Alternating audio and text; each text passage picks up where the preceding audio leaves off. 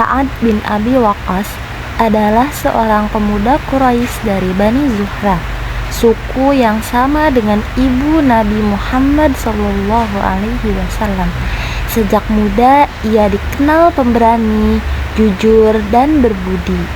Saat Islam masih diajarkan secara sembunyi-sembunyi di Mekah, Sa'ad termasuk orang pertama yang diajak oleh Abu Bakar As-Siddiq untuk mendengar dakwah Rasulullah SAW. Tanpa ragu, ia menerima Islam di usia 17 tahun. Ia termasuk golongan as-sabiqun al-awwalun, yaitu orang-orang yang pertama memeluk Islam. Keputusannya membuat ibunya marah besar. Ibunya sangat mencintainya dan berusaha memaksanya kembali ke agama nenek moyang mereka. Ibunya bahkan melakukan aksi mogok makan. Dia berkata, "Aku tidak akan makan dan minum sampai kamu tinggalkan Muhammad, atau aku mati hingga orang-orang mencelamu karena membunuh ibumu."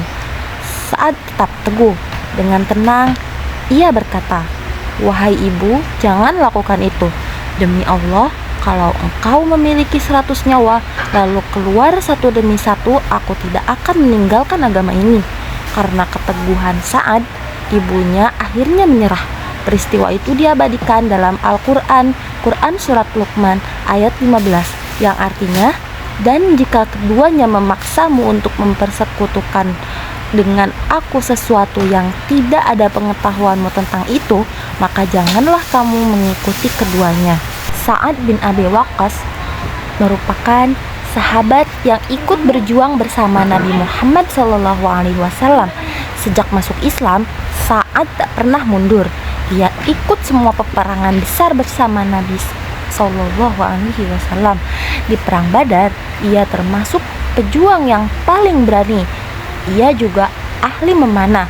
Rasulullah SAW mendoakan Sa'ad, "Ya Allah, tepatkanlah panahnya dan kabulkanlah doanya."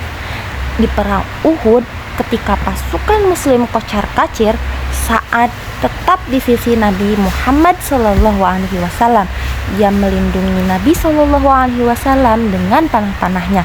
Nabi SAW bahkan berkata, "Panahlah Sa'ad, tebuslah dirimu dengan ayah dan ibuku." Ini penghormatan yang luar biasa.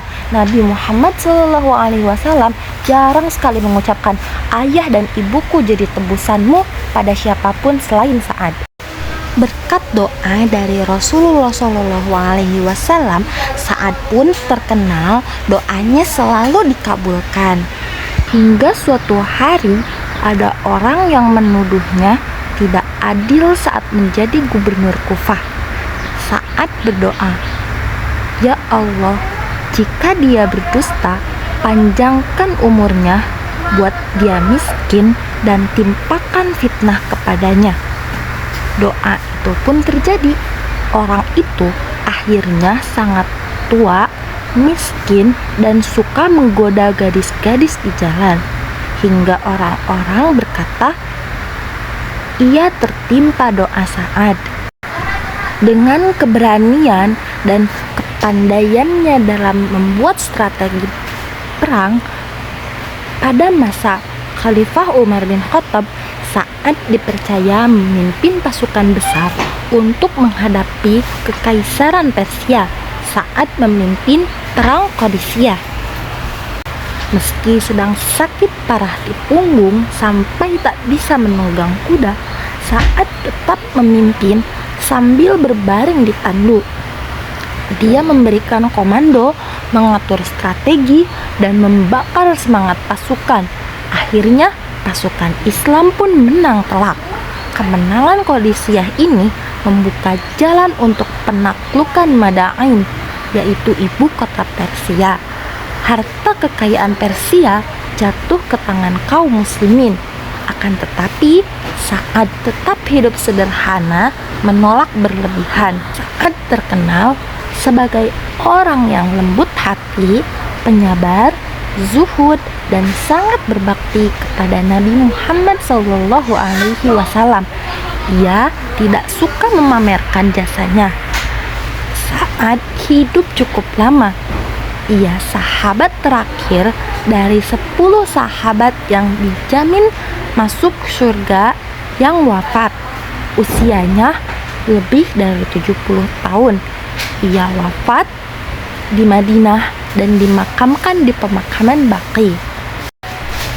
Namanya harum dalam sejarah Islam sebagai panglima penakluk Persia dan sahabat yang doanya mustajab.